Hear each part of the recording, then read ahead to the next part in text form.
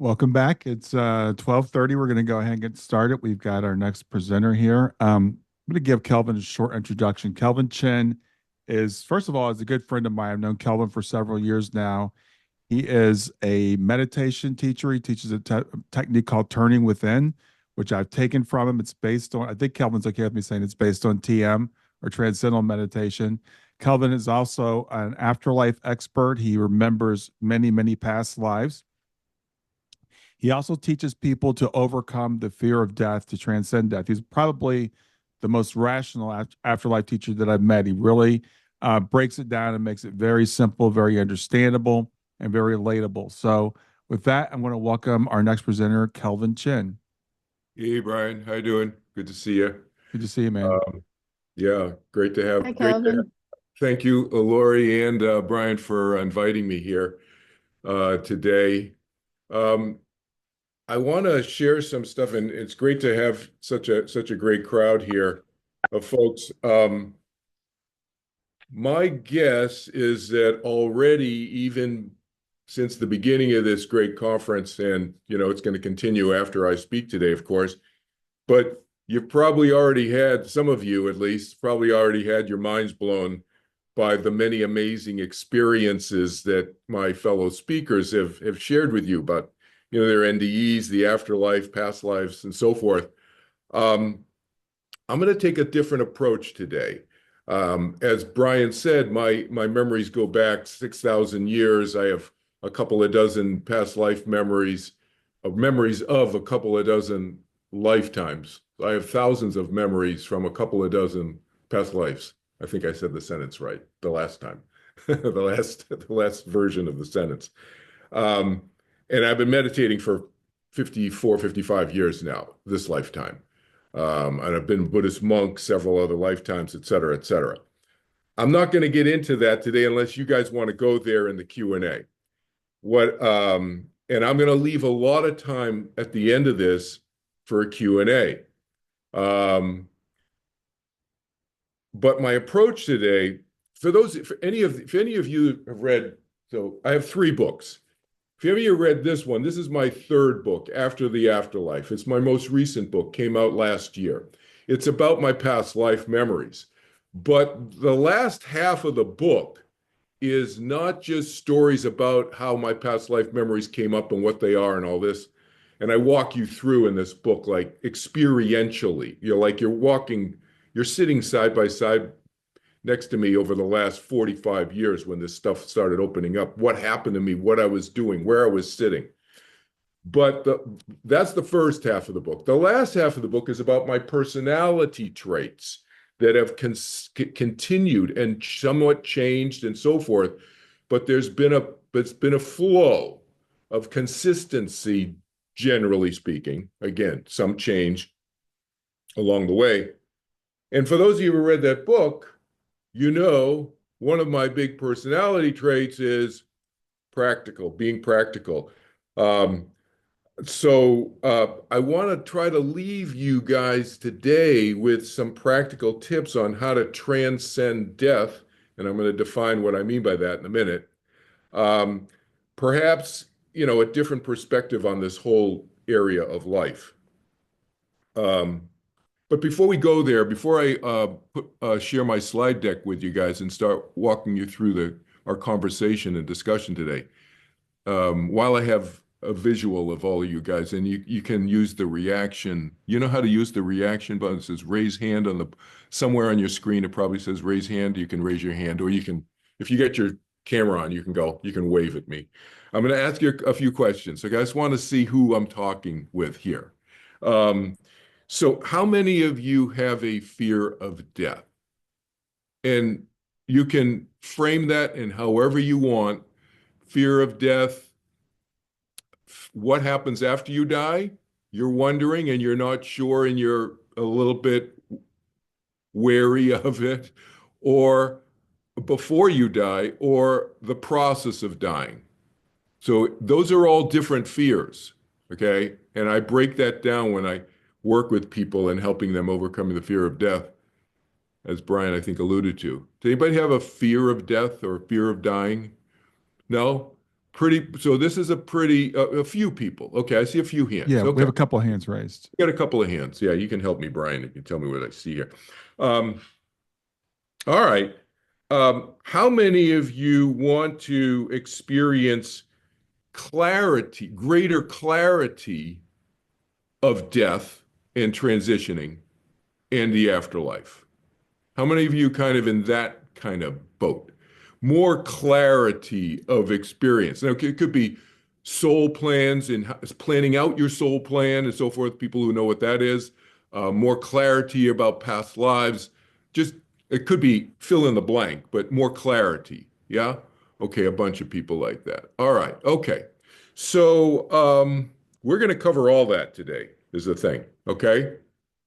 And then, as I said, um, this is going to be, I'm going to talk about ideas and concepts. And you guys want more detail, you can always reach out to me anytime. I do a free initial consultation with anybody in the world. I have clients in 68 countries now. Okay. So feel free to reach out to me. So you'll see my contact info on the first and last slide here. So let me share the deck here with you. And where is it? Oh, here we go. Share. Here we go. All right. Does everybody see that? Just, nod your head. Good. Thank you. Yeah, we see it. Thank you, Danielle. All right. So let me just play the slideshow. Okay. Here we go. All right. So you may want to just do a screenshot of this if you know how to do that. If you have a Mac, then I think it's Shift Command 4, I think it is. And you can screenshot it, or if you just take your smartphone and screenshot that. Um, and as I said, this will be the last slide up too, again, if you don't figure out how to screenshot right away. But that's my contact info. You got my cell number. I usually don't give my cell number out for obvious reasons. Those of you who've ever gotten spammed on your cell phones. But there it is, okay, for you guys. And my website, kelvinchin.org. That's an easy way to reach out to me, but that's all my social media stuff on the bottom and my YouTube channel, okay? Um, so let's just dive right into these ideas and so forth. As I said, I'm going to try to talk for maybe a half an hour or something, not that long, and then open it up for a whole bunch of time for you guys to ask whatever you want. And whether it's about what we're talking about here or anything else that you know about my bio, that's okay. You can go anywhere. But I entitled the talk "How to Transcend Death." So what do I mean by that? Well, first of all, what's the definition of transcend? It's right there. To go beyond the limits of. To go beyond the limits of something. That's what the word transcend means. Okay? So, as I alluded to a few minutes ago, two big areas of focus I want to focus on with you guys today: overcoming the fear of death and the experience of dying, death, and the afterlife. We'll call that second category. Um, and if you want more detail into my work and how I help people with the overcoming the fear of death stuff, then you go to my overcomingthefearofdeath.org website. That's the link in blue there. My more spiritual website is the kelvinchin.org website. So I have 4 different websites because I help people, as I said, in 68 countries. And across religions, across cultures, doesn't matter. But sometimes people will come to me and they just want spiritual coaching or some understanding. They don't have a fear of death, like a lot of you don't. But a lot of people do in the world. And so if you know anybody, you send them to the Overcoming the Fear of Death website, right? And then I have a book website, and I also have a meditation website called turningwithin.org. But those are the two that kind of relate to what we're talking about today here. What's our goal? As I said, I want to introduce some concepts to you, a different perspective perhaps than you've than you've heard before from other spiritual teachers. As Brian said, I take a rational, logical approach to everything in life, everything. So that's my relationships, that's my spiritual view of things, that's my educational view of things. I take a rational approach, step-by-step logical approach. I think everything in spirituality can be understood logically and rationally. And if it's illogical and irrational to you, I suggest, this is the teacher in me making a suggestion, that you question that stuff if it doesn't make sense to you. For two reasons. Because my experience analyzing and thinking about all this stuff for at least 6,000 years, probably longer than that, but I have memories that go back thinking about this stuff for 6,000 years, is that it does make sense. It all makes sense. And if it doesn't make sense, then there's some lack of understanding, or there might be some cognitive dissonance there. So you'll see in my work and how we're going to talk about this today that I remove cognitive dissonance. Dissonance means inconsistencies. Cognitive means thinking. So cognitive dissonance just means inconsistent thinking about stuff. And it's not just spirituality. We just came out of a political election, as everybody in the United States knew, well, everybody in the world knows, but a lot of cognitive dissonance in a lot of inconsistent thinking, we'll just call it. It doesn't make sense. Somebody says this, somebody says this, the same person says this, and it doesn't go together. That's what cognitive dissonance is. There's a lot in spirituality, okay? I've gone through, been thinking about this for many thousands of years, and try to remove that stuff, okay? So again, as I said, questions, long Q&A here after this little discussion here. So my first book is this one right here, okay? That's my Overcoming the Fear of Death book. It's available on all the online booksellers worldwide. There's an audio book, ebook, and obviously the paperback version. And there's an audio book and an ebook and a paperback version of this, my second book. This is a collection of 67 essays that I've written over the last 10, 15 years on all different subjects relating to life and how to improve the quality of our life. There's the spiritual chapter 5 is the longest chapter in that book of essays, and I already showed you my third book. But in this one, what I want to focus on in my first book, which I wrote about 10 years ago, this Overcoming the Fear of Death book, is the 4 main belief systems. And I want to look at this through that, help you look at death through those lenses, okay? And there's excerpts of this book. You can check it out either on my Overcoming the Fear of Death website or on my book website. And you go to the footer of any page on any of my websites, there's hot links to the other 3, okay? The other 3 websites. But what is fear? First of all, before we get into the 4 belief systems, what is fear? Fear is the emotion caused by the anticipation of unhappiness. Is it? Think about it. You can succinctly define fear that way. We anticipate something that's unpleasant, causing us unhappiness, causes us fear. We want to avoid that, okay? And fear just, fear is something to get rid of, in my opinion. Some people will argue with me and they'll say, well, but at the Grand Canyon, don't you want to be afraid of going over the edge of Grand Canyon and falling down a mile or whatever it is and killing yourself, or 100, 200, 300, 400 feet, whatever? I don't view that as a positive thing. I view that as a fear as something that constricts us. The knowledge that you would fall and kill yourself is called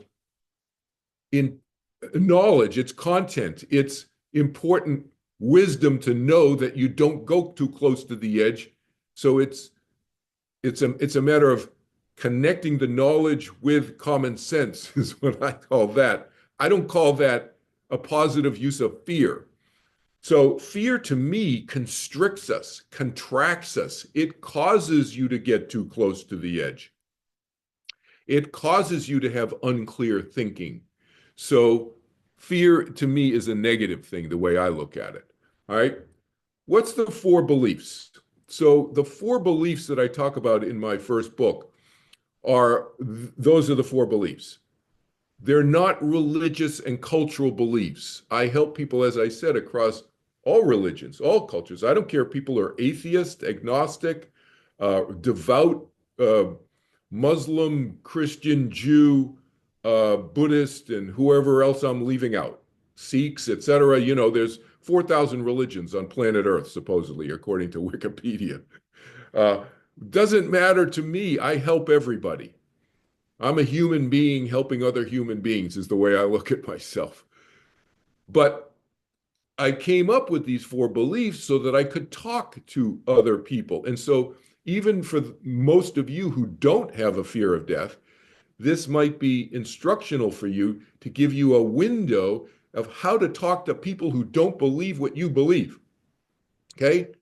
So, when I do seminars for healthcare workers and doctors and nurses and so forth, that's the perspective I go at with them, for example, is say, okay, here's some ideas to talk to people who are not Christian, who are not Jews, who are not Buddhists, or whatever you are.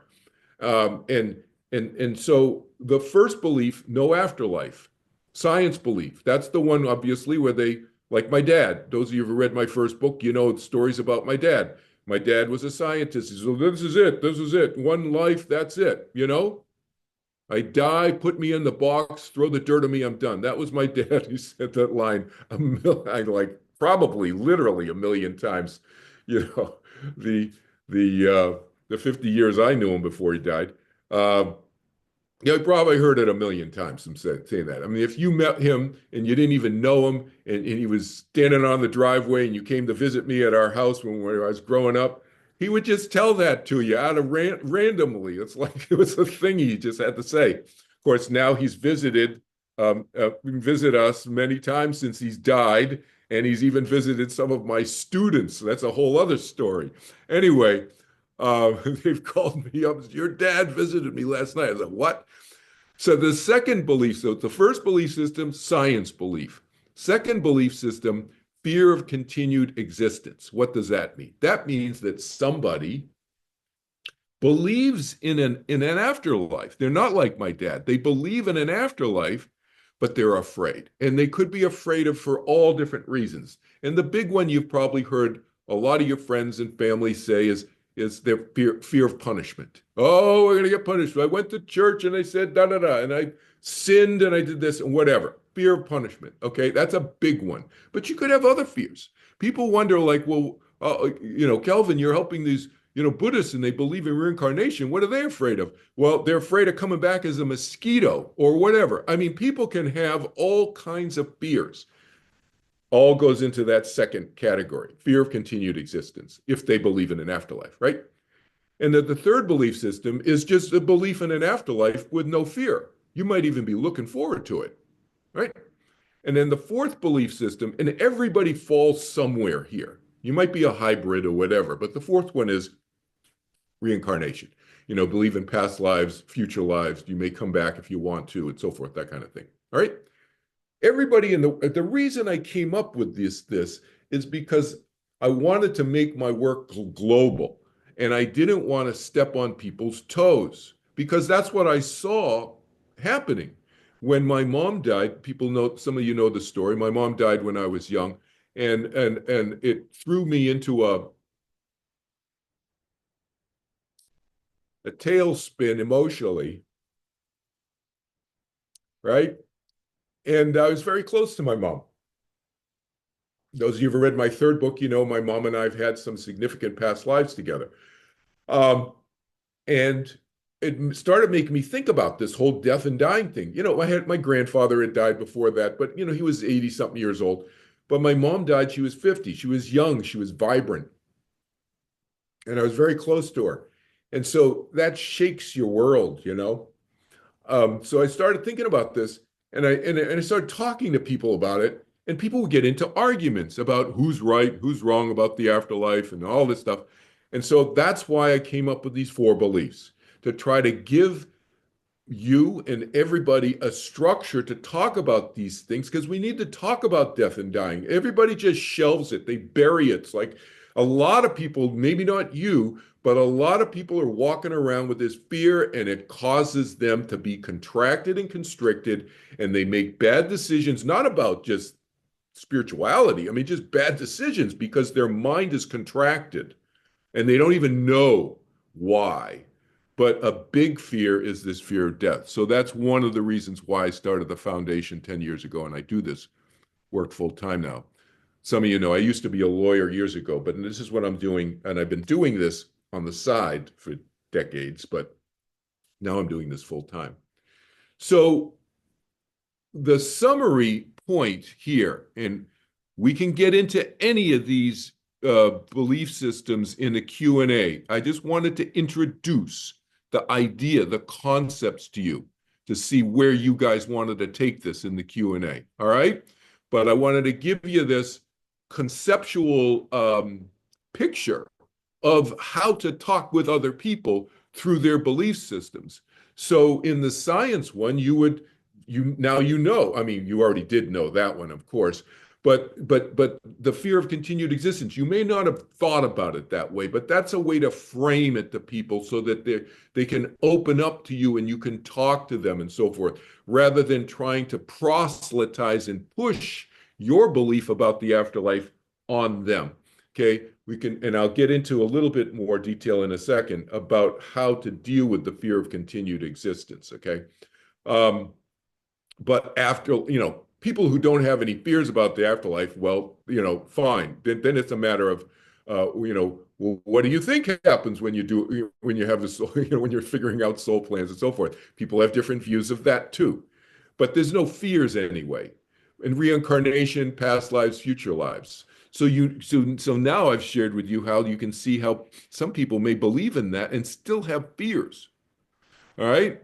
So one way, the reason I talked about those four belief systems, introduced them to you, the concept to you just now, is to show you that that's one way of transcending death is to, and what do we mean by transcending death? Getting beyond the limits of death, right? Is to increase our understanding of it through the respective belief systems that I just laid out.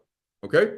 And you talk through their lens. That's what I do. So I suggest that the most efficient way, efficacious way, effective way to help other people is to look at life through their lens. I used to do mediations, if you know what that is. I teach meditation and I used to teach meditation and mediation. That was really confusing to most people, right? But anyway, I've done like 500 mediations, mostly in business settings.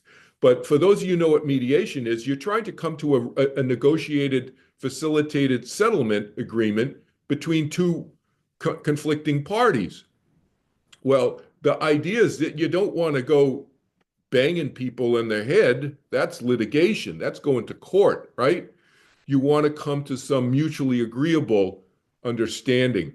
And so the belief systems, by you're looking at their belief systems, whoever you're talking with, and looking at it through their lens, you're being sort of a spiritual mediator in a sense, in the way that you're helping them, if that makes sense to you. Okay. The second component, in addition to understanding, is experiential. So basically in my teaching, in all of my teaching, I talk about a two-pronged approach: improving and increasing our clarity of understanding of things, and trying to get rid of as much as possible. And it's not always perfect. Nobody's perfect. But as much as possible, getting rid of that cognitive dissonance stuff that we were talking about earlier, right? That's the understanding approach. And then the other prong of the two-prong approach is experiential. So you just went through a guided meditation or past life, meditation in your previous session. I know I sat in at the end of it. And so that's experiential, obviously. She has you close your eyes and whatever, she walks you through.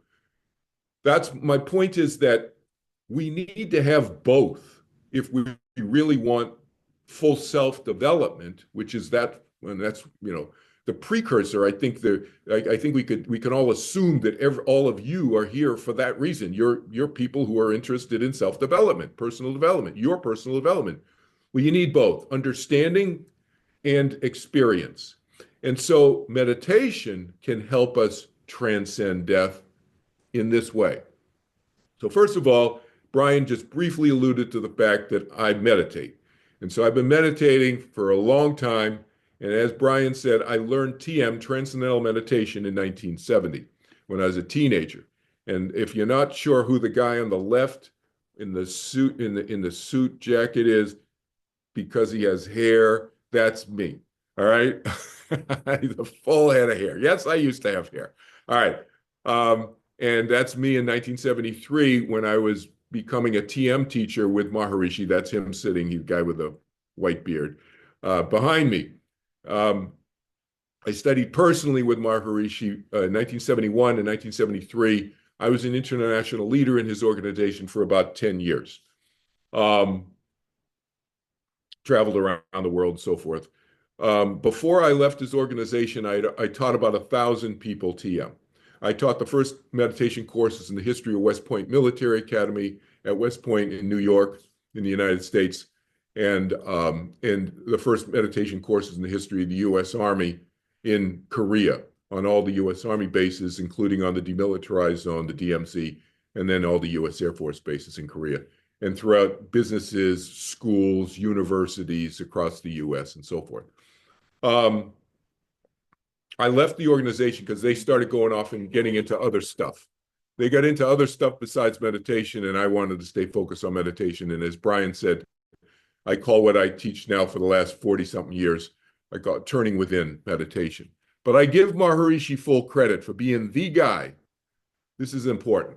For being the guy, I say this publicly in all my classes like this and interviews and so forth. He is the guy, I think, who will be known historically, who finally said that meditation can and should be easy, effortless, without focus, not controlling the mind, and no clearing the mind of thoughts. He's the first one who came out and started teaching meditation that way. I've taken his technique and I've made it easier. I've removed all the cultural and religious looking trappings from it. That's why I can teach Muslims and all kinds of other people who would not be into something that looks kind of something that came out of India. But he is that spiritual revolutionary, and I give him credit for that, who said it can and should be easy, no concentration, no clearing the mind of thoughts, no focusing on the breath, no focusing on anything. But step back, any kind of meditation, what is meditation really? No matter what the technique is, isn't it this? The mind experiencing itself as what? As distinct from the body? So I use a phrase, I call it separation of mind and body, but I don't really mean literally. Our mind is in our body, but while we have a biological body, it is, right? When we die, what continues? Our mind, our soul, our spirit, our consciousness, right? Our biological body doesn't continue, obviously, after we biologically die. So in that way, that's how I'm using the phrase separation of mind and body. I don't really mean you're walking around like out of body all the time, okay? It's a phrase. But the mind experiencing itself as distinct from the body, that's really what meditation can and should be all about. And another way of saying it, we become more familiar with who we are. And who are we? We are the vastness of our individual minds, really. That's my experience. And for those of you who meditate, that's probably your experience too.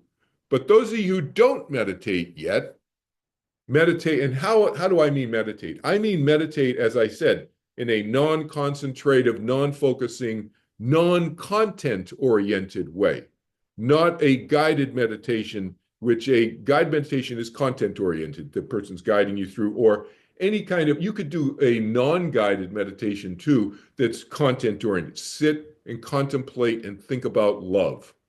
Think about peace. Think about the expansion of your mind. That's still content. It's a thought you're thinking about, okay? So what I'm suggesting and what I teach is a non-content oriented, easy, effortless technique. The Houston Astrodome analogy will give you a good visual image to what we're talking about here. So I many decades ago, I taught one of my meditation students was a PhD from in psychology from the University of Houston, and he told us this in the class. In my meditation class, he shared with us this analogy, and he said he shared it as a story. I've called it the Houston Astrodome analogy. He just said, "I got this story." I named it. But it was his story from a professor at the University of Houston. And what the professor said to this group of graduate students in psychology one day, he said, all of you students incorrectly think your mind is like a little 8-inch bucket sitting down on the 50-yard line or in the center field or whatever of the Houston Astrodome, because you're sitting in the Houston Astrodome and it's dark and there's this little desk lamp over this little 8-inch bucket with about 10 ping pong balls bouncing in and out of it. That's your thoughts, your emotions, your feelings, your experiences, your visions. Visions are still content, right? So he said, everything that's content oriented, those are like your ping pong balls bouncing in and out of the 8-inch bucket. And you incorrectly think, he said to you meaning, imagine yourself, you're in this big auditorium, you're a bunch of psychology graduate students. The professor said, all of you students incorrectly think that's your mind. That's all there is to your mind.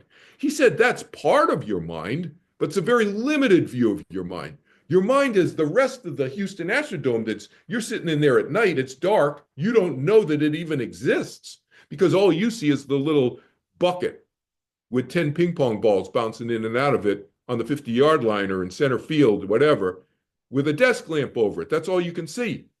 So that was his story, okay?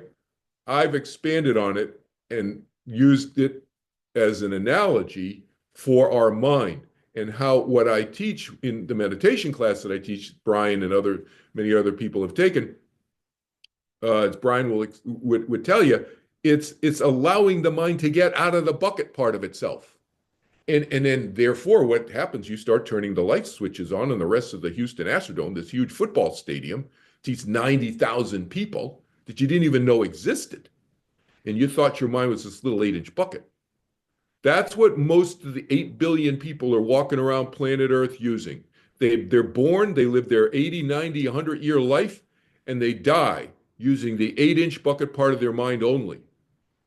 They might have a guided meditation or some sort of meditative or experience that they may not even meditate. You could be lying on a hillside, just staring off, looking at you ever do that when you're a kid or yet last week when you were not a kid, just staring up at the clouds, they're going by and you just kind of go, woo, and you feel bigger than your little 8-inch bucket part of your mind. So it can happen at any time is my point. You don't have to be a meditator, right? So it's a natural possible experience. But the point is that it's fleeting and it's not repeated. And we don't get familiar with that experience of being out of the bucket, right?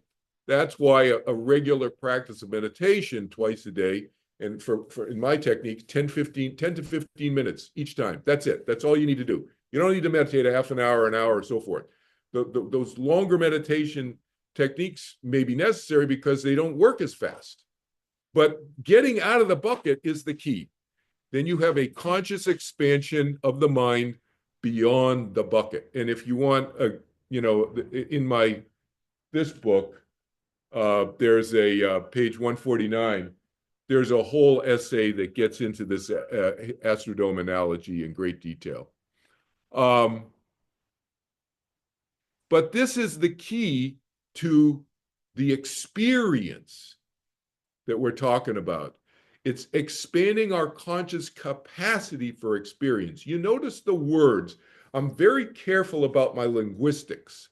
I've refined my linguistics over the 50-something years that I've been teaching in this arena. And it's very specific, expanding our conscious capacity for experience. It does not say expanding your experience.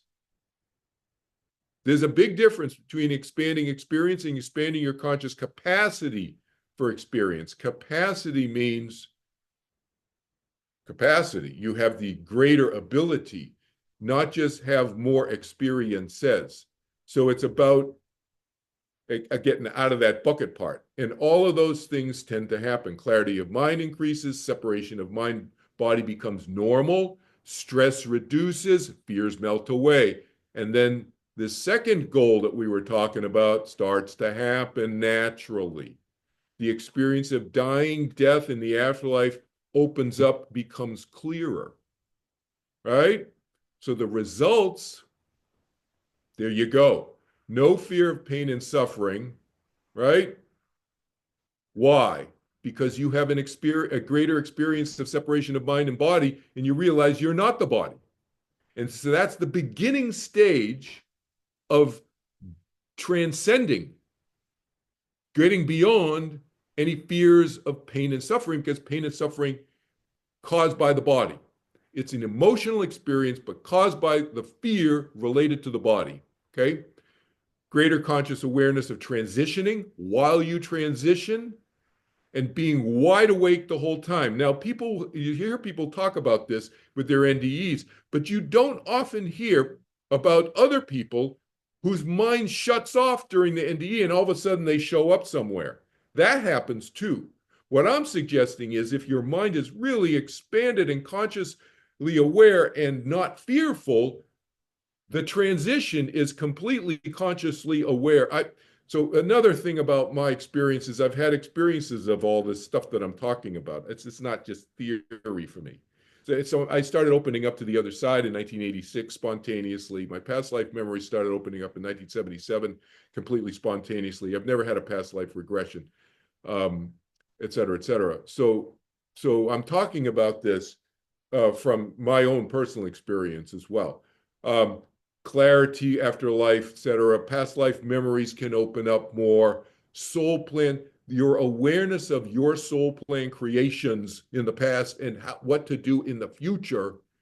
If you do want to come back, and you don't have to come back, but if you want to come back, be more consciously aware. So meditation opens us up completely in all of these areas.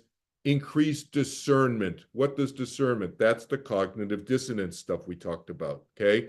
That's what discernment means. Knowing what's what and what's not what, okay? Before, during, and after biological death. So that's it in a nutshell, folks. And I want to open it up for questions. So again, that's the two-pronged approach I told you about, okay? Two-pronged approach. Understanding and direct experience, the two going together, all right? That's what gives us the completeness for our personal and self-development. And there's those are my 3 books we talked about already. Oh, there you go. So if you want to do the screenshot of this before we stop sharing and screen, you can do a screenshot of that. But let's open up the questions. I'll leave this up for a second and then I'll stop sharing so I can see you guys. I'll let you scribble down or do a screenshot of any of the social media stuff. Questions. I hope that gave you some different ways of looking at death and some tips of how to talk with other people, including yourself, and how to look and see about where you need to maybe shore up either on the understanding side or the direct experience, the meditation side, the direct experience side, maybe you're really good in both. Maybe you're really good in one or the other, or partially in one, partially the other, et cetera, et cetera. But to me, both are both need to go hand in hand. Because otherwise, what most people do is they just go to another workshop, they go to another conference, they read another book, they watch another 50 YouTube videos hearing different spiritual teachers, and they get confused because there's a lot of dissonance, there's a lot of inconsistent stuff out there. And so what I try to teach my students to do is to be independent thinkers, and I give them filters.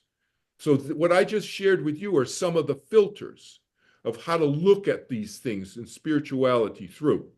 And once you learn enough of these filters, you can filter stuff out, and you will see red flags pop up in various YouTube videos and conversations and so forth with folks, and you'll be able to distinguish and discern and figure stuff out yourself.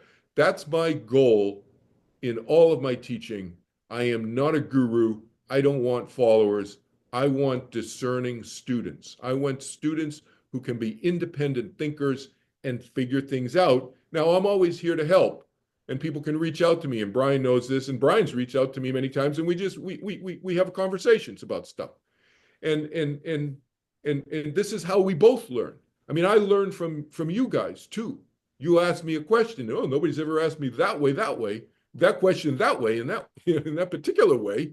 It's like, oh, I learned too. So this is how, to me, there is no perfection in the eternal journey of our souls. There's no such thing as perfection. Perfection means plateau, you don't grow anymore. That's what perfection means. So you can grow to improve oneself, and that's what I do. That's what I encourage my students to do. But if eternity exists, and I think it does, you can't not experience eternity. Eternity means no beginning, no end, right? So my logic tells me, and my experience that goes back 6,000 years, it tells me that I think it does. I think our souls are eternal. Then there's constant, continual possibility of growth. Okay? So I'm going to stop sharing screen here so I can see you guys. Here we go. Questions. Anything? Yeah, Kelvin, can you talk about the idea that there's no time on the other side? No time on the other side. Yeah. You hear people talk about this. You hear spiritual teachers say that there's no time. Time doesn't exist on the other side. It's an incorrect notion because they don't understand what time is. Time is simply a measurement of change. That's the definition of time. A measurement of change. So if you think about this step by step logically, if time is a measurement of change, then to determine whether time exists anywhere, this side or the other side, you need to ask yourself, does change exist? See, that's the next logical question, right? If time is a measurement of change, does change exist? Yeah, it exists. How do you know change exists on the other side? Because there's experience, right?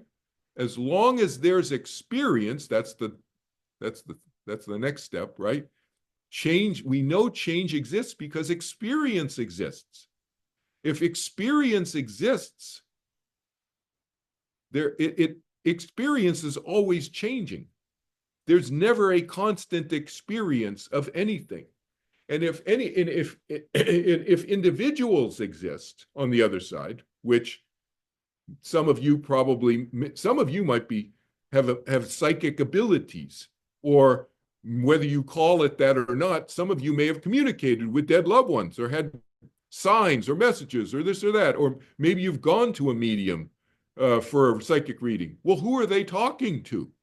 They're talking to beings, individuals, whether they're angelic beings or dead humans. Some people define terms. I like to be clear about my terms. So, and I view angels as beings who've never been incarnated in a physical form. And there are angels. My experience. I've had thousands of communications with beings on the other side. since 1986. So there are angels, but there are also beings who are dead loved ones. My father, I told you a story about. Um, a, he still exists on the other side. So some people view everybody as an angel on the other side because we're light beings. So you can't really tell the angels apart from I mean, you can kind of tell, but everybody looks everybody looks the same. You're a light being, okay, on the other side. So if individuals exist, then change must exist, okay? If change exists on the other side, it can be measured. The confusion comes into many spiritual teachers' thinking when they say time doesn't exist on the other side, because their experience of time is very different than it is here. And that is true. And that's my experience also on the other side. The experience of time is very different from the experience of time on planet Earth. But have you ever been on vacation and had the experience of time just fly by? Have you ever been sitting at a boring job or sitting at 5 minutes of 3, like I remember in high school, sitting there in study hall? This on Thursday, study hall happens to be the last your last period of your day. At 5 minutes of 3, that last 5 minutes before the bell rings feels like 5 days, right? So the fact that time is experienced subjectively, which is real, doesn't mean it doesn't exist, right? My previous marriage was experienced subjectively in various ways. It doesn't mean that marriage doesn't exist. It doesn't mean that I wasn't married. Lots of experience can be experienced subjectively. Saying that the experience of time is experienced very oddly and strangely on the other side does not mean time doesn't exist. Time is a measurement of change. Change exists on the other side, and it can be measured. You know, and in my class I use an example because people say, well, how fast can you go? I don't know how fast time goes on the other side, but let's just say, what can we measure on this side that is similar to something that we know exists on the other side? So what do we know exists on the other side? Anybody? Speak up. This is gonna be a class now. Anybody? What do we know exists on the other side? Do you have a biological body? No, right? Everybody agree? We don't have a biological body on the other side. Do you have a body on the other side? Anybody? Have you heard anybody talk about this yet on the conference here? Yeah, you have a body on the other side. You have a light body. You have an energy body, right? You've heard people talk about that. So you're identifiable on the other side. You have a light. You don't have a biology. You don't have a liver, a spleen, and a heart. There's no biology, but there is light, and the experience of light is what we have on the other side. So let's talk about that. Do we have the experience of light on this side? Yeah. Can we measure light on this side? Yes. Can we measure the speed of light on this side? Yes. And I have this written down somewhere, which is not right in front of me right now, but I actually, you can look it up. What's the speed of light? In miles per hour. Okay? Convert it to miles per hour. It's stupid fast. It's 66 million something, something, something. Let's round it off to 70 million miles per hour. That's the speed of light. We measure this here on this side, not on the other side. This side, 70 million miles per hour. You know how fast that is, to give you a sense? That's 8 times around the equator of Earth in 1 second. So in the time I just said that sentence to you, if you were traveling at the speed of light, you probably traveled around, like, I don't know, 64 times around the Earth. The sentence I just said, okay? It's crazy fast. So let's say that you can travel that fast on the other side. And let's say the medium who's telling you, in my opinion incorrectly, that time doesn't exist on the other side is basing that on a very genuine, real accurate experience that medium had of talking to somebody on the other side who tells them that they talked to a dead loved one in Japan, and then they talked to a dead loved one in Paris at the same time. But not exactly at the same time, because traveling at 70 million miles per hour, going from Tokyo to Japan, I do the math, I can't remember what it works out to it, but it's something like, a 64th of a second or something. So might a 64th of a second seem like the same time to somebody, and they incorrectly say that you can be in two places at once? You can see how that could happen, right? But you can see how that's a mistake. A 64th of a second is still a 64th of a second. It's not happening exactly at the same time. So I think that's an example of how a medium might understandably, but incorrectly, conclude that there is no time on the other side. And the problem that I have with these misunderstandings is they can create suffering. I'm the anti-suffering guy. I'm the anti-anxiety, anti-suffering guy. I'm trying to help promote happiness. And of course, I'm not saying that medium, I'm just hypothetically picking on some hypothetical anonymous medium here, but I'm not saying that person also doesn't have the same objective, but by misunderstanding can start to skew a person's understanding, and that a person then starts making assumptions based on a false understanding. Okay, that's a problem. Other questions? Anything else? Other things? It's a very quiet group here. Questions, questions, questions? You can ask me about anything that we didn't talk about today, too, that you know about my background. I'm curious about your life like 6,000 years ago. What were you doing 6,000 years ago? 6,000 years ago, my memory. So, first, I have a couple of dozen lifetimes that I have memories of. Okay. And I use a jigsaw puzzle analogy in my book and in my teaching, my classes, to describe one life. Let's say one lifetime is like a jigsaw puzzle with 100 million or 100 billion or 100 trillion puzzle pieces. Pick a big number, it doesn't matter. 100 million puzzle pieces. Okay. I have memories, I have a 500,000 memories of some lifetimes, puzzle pieces. I have 500 of some other lifetimes. I have 15, not very many, from other lifetimes out of the 25, I'm just saying, okay? And I've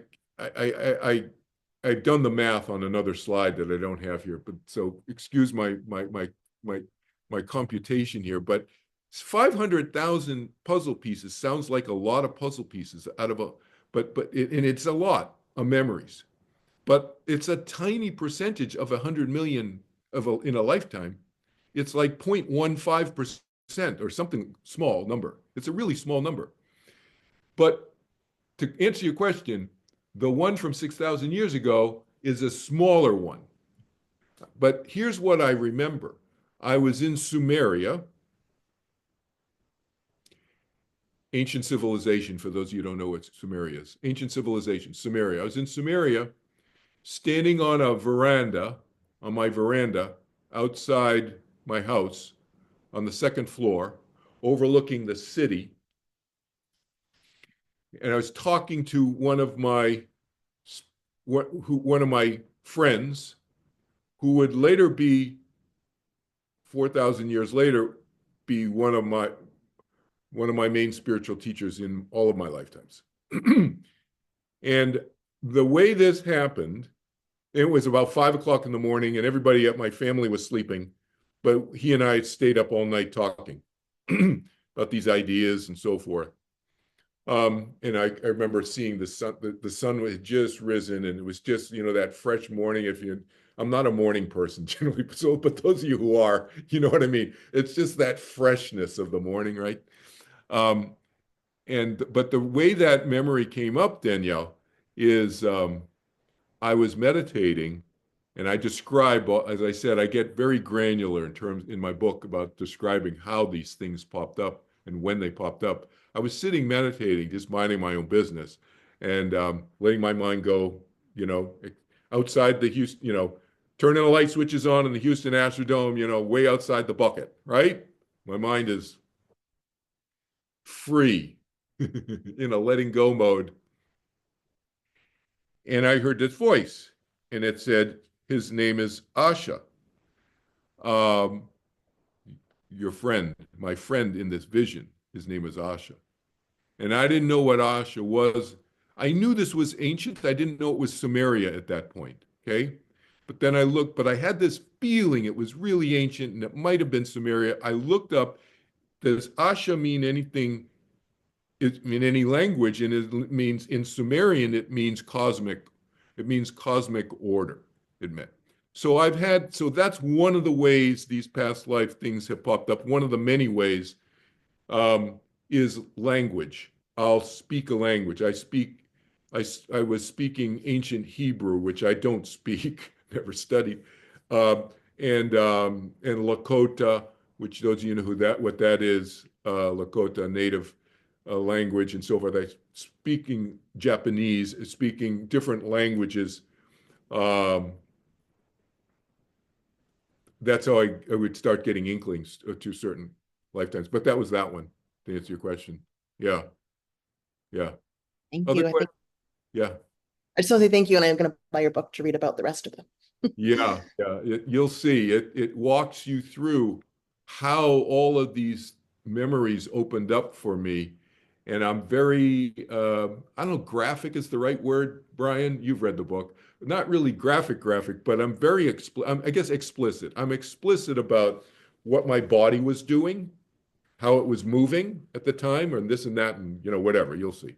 Yeah, because it's not just always like a free flowing. Oh, no. It's like sometimes odd things can happen. Anyway, yeah, Joanna. Yes, I see your hand. I just wanted to say, actually, my name is Asia, Is it? and that means this is like a short name for Joanna in Polish language. So Polish. like Peter and Pete. So I What, don't know why, but what does it Joanna, and what then does it's it Asia. what does it mean in Polish? It's just a short name for Joanna. Oh, it doesn't have a meaning. I see. That's Yeah, interesting. Yeah. yeah. Well, now you know that what it means in Sumerian. I also know Asha means hope in, I think, India or somewhere, Hindu maybe, Oh, something like interesting. this. Yeah. Yeah. Interesting. Well, Thanks. you can now take your pick, I guess. Yeah, exactly. Thank you. Yeah. Tatiana, yeah. I see your hand up. Yeah, thank you. Thank you. Yeah, because you tell how you educate people, can you please tell us what do you tell those people who say that everyone who believes in afterlife are crazy? I tell them, if they are really firmly a believer that there is no afterlife, like my father, I never tried to convince him otherwise. I don't get in people's face about stuff. I'm not here to persuade them to think otherwise. But I do tell a story in here. It's called, in the section in my Overcoming the Fear of Death book, there's a section here, and I won't give you the whole detail because it's kind of long, but it's called Jimmy Wondered. And you can imagine what he's wondering about, right? Jimmy still wondered, page 56 in chapter 8. Jimmy still wondered, 56. And so I walk you through an example of how I helped somebody who was wondering. Different from what you're describing, Tatiana. You're saying somebody's like, absolutely nothing, you're crazy, there is no afterlife. Those people I leave alone. They're like my father, okay? I left them alone because they're going to find out when they die, like my father did, that they're wrong. But I can't, no matter what I say to them, if they're that strongly believing that, it's just going to piss them off and upset them. And I'm not into upsetting people. It's like, what's the point? Well, well, let me just little self-disclosure here. It took me a while, about 20 years, to learn that with my father, because before that, I was trying to convince him that it didn't matter which way the cups and the mugs went in the dishwasher as long as they got cleaned. I would try to convince him that it didn't matter, and it would turn into World War III in our house, screaming at each other. So it did take me about 18 years to learn to shut up about the dishwasher and my father and just to let him rant about it. Okay. So, but in this Jimmy's case, Jimmy wondered. And when the people wonder, that's an opening, Tatiana. Then what I suggest you could do then, you could say, well, you know what? And what I did with Jimmy is I told him about a friend of mine from college who had an NDE when he almost died. And his tonsils out and he was hemorrhaging and so forth. And that story's in the book too. But you can insert a little bit of something to create doubt in that person's mind. If they're wondering, if they're like what you said, I just leave them alone, like my father.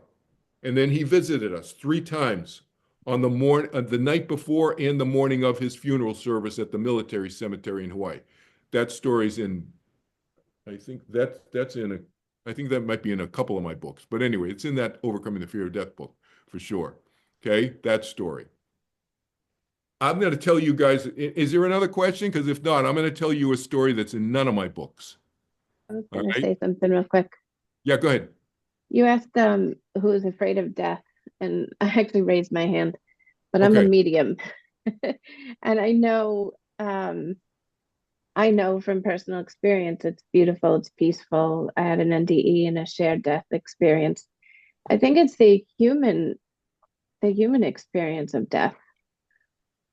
For us, us losing someone and the human experience of disease or pain.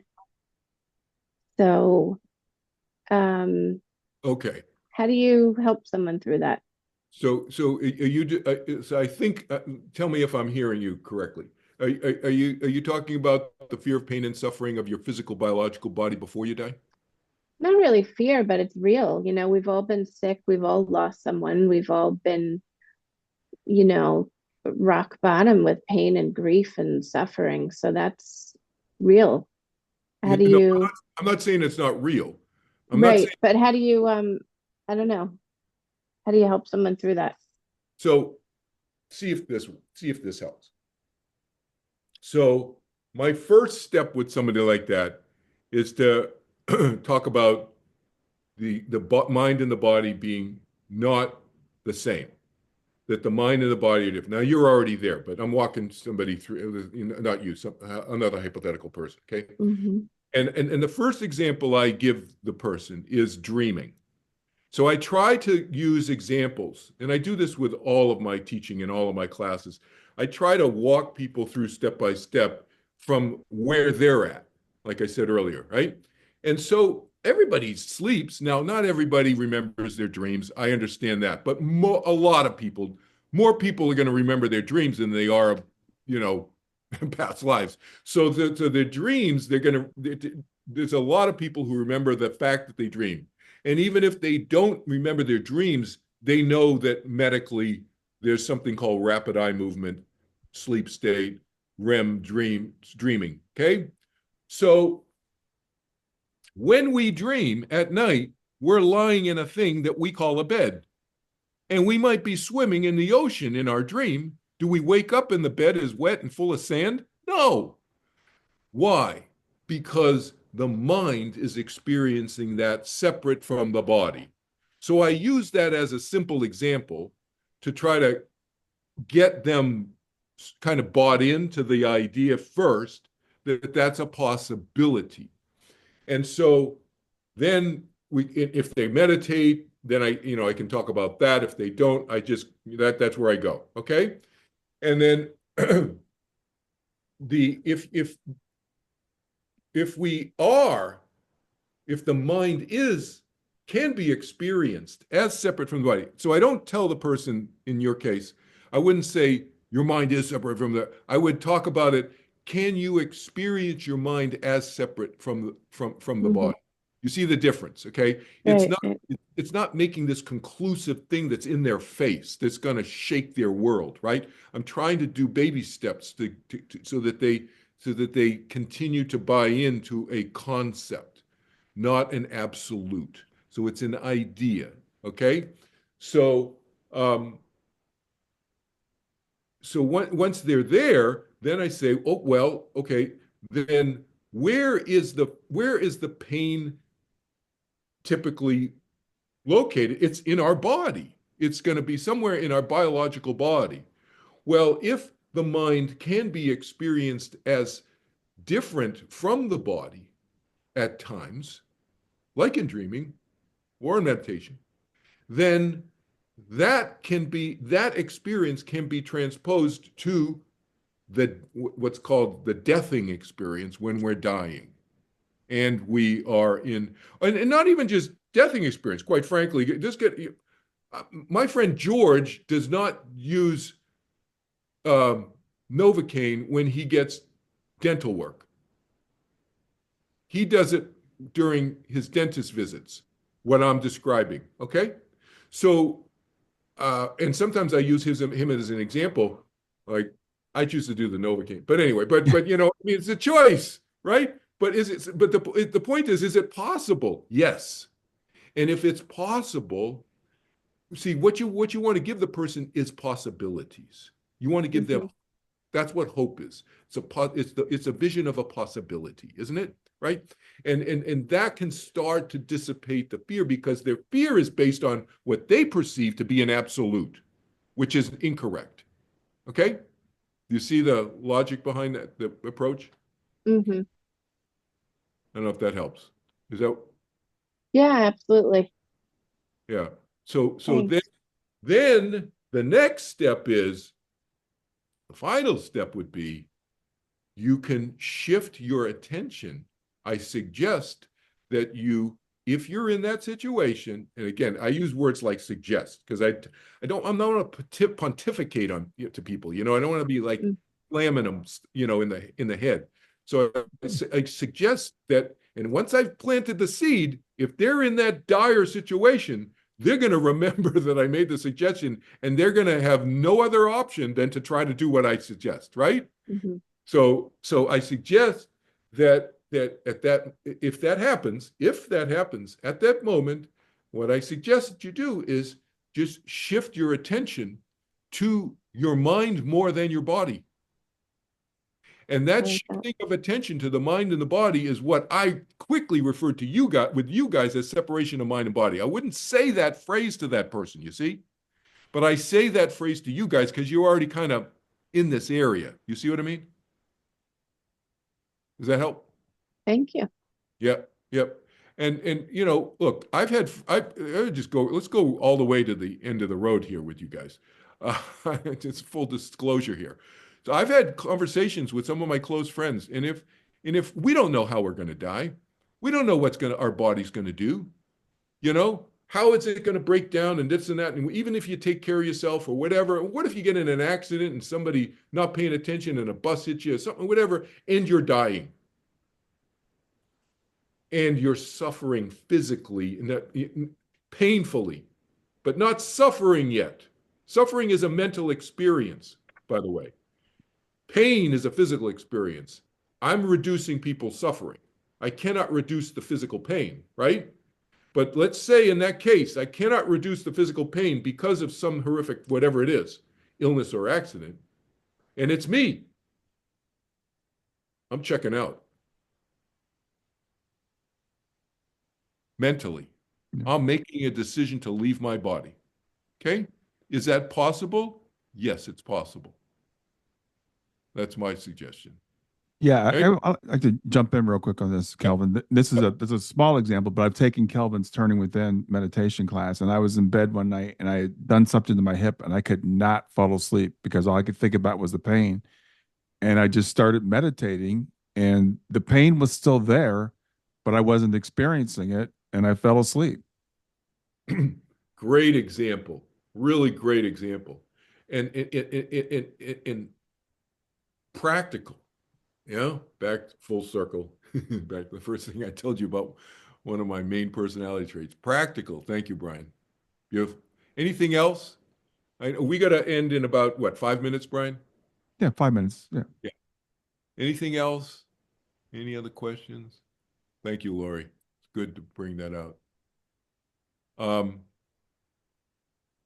So let me tell you the story that's not in any of my books about my father. Okay. So this happened in 2019, August 2019, I think, something like that. And so I help people, as I've already told you, with overcoming the fear of death. I help lots of people who don't have fears of death. I help them with past life stuff and spiritual stuff, whatever. But this guy in Ohio, his name's Joseph, contacted me to help him with his fear of death that he's had. He's about late 40s, early 50s years old. And since his childhood, he's had this fear of death, debilitating, married, children now, and so forth. Want to do something about it because it was really causing him a lot of panic attacks, et cetera, et cetera. So he reaches out to me. So I help him. So I take the two-prong approach, understanding and direct experience. The direct experience part, I taught him to meditate, so forth. He's meditating. He's reading my book. Okay. So I'm saying this about reading my book because he did read about my father and my father's belief system in here that I told you about. Okay. But he had not gotten to he was at the beginning of the book. He was like, I don't know, 30 pages into the book or something like that. He was right at the beginning of the book. So he read some initial stories about my dad and so forth, but didn't know a lot about my dad. He knew that my dad had been in World War II. That's pretty much it. So a few weeks later, after I worked with him, after I met him on the internet and on the phone and taught him and so forth, he texts me and he goes, I think your dad visited me last night in my dream. And I'm like, what? So you get a text like that, you don't text somebody back. You pick the phone up and just call them back, right? So I called him back. He fortunately answered the phone. He answered the phone. And I said, Joseph, what are you talking about? My dad visited you in your dream last night. He said, well, I've had vivid dreams, lucid dreaming. He's had vivid lucid dreaming his whole life. He wakes up in the morning. He remembers everything that he dreamt the night before. And so he wrote this down, and he said last night he was flying a World War II bomber over the ocean, and a young Asian officer came up from the rear of the plane to the cockpit and started talking to him about hydraulics, hydraulic fluids in the engines.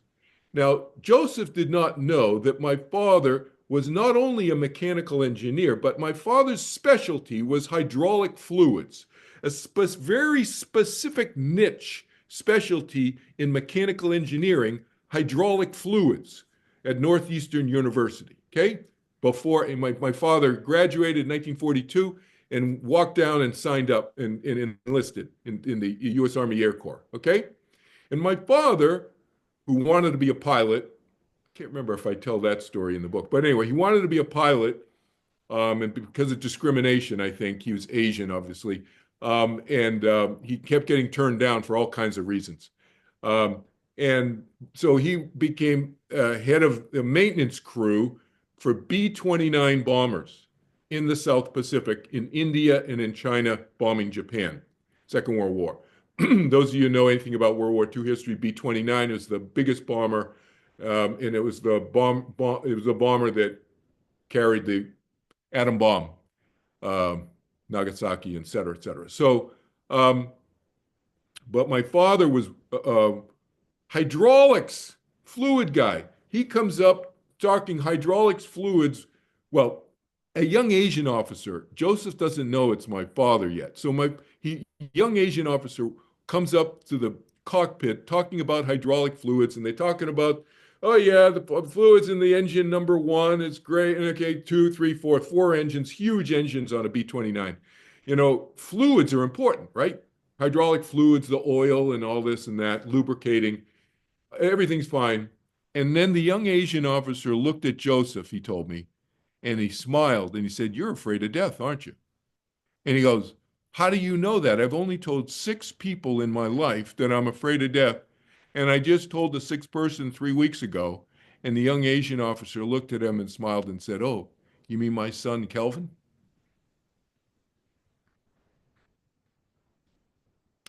So my dad, who didn't believe in the afterlife, has helped going around helping people reduce their fear of death. And Joseph said he woke up the next morning and his fear of death was gone. So that's not in any of my books, that story. Pretty wild, right? Yep. Love that. Yeah. Uh-oh. Anything else before we go? Brian's got to wrap this for the next person. Get prepped. We've got time if anybody has one more question. Oh, one thing, Brian and I and a couple other people are doing a panel. I'm facilitating it. Brian's on the panel this Tuesday at 5 p.m. Pacific, 8 p.m. Eastern time in the U.S. And it's on my Zoom link. If you Facebook friend me, you'll see the Zoom link there. Or you can go to one of my websites and just send me an email saying, "What's your Zoom link?" And I'll send you the Zoom link for it. We're going to be talking about losing loved ones.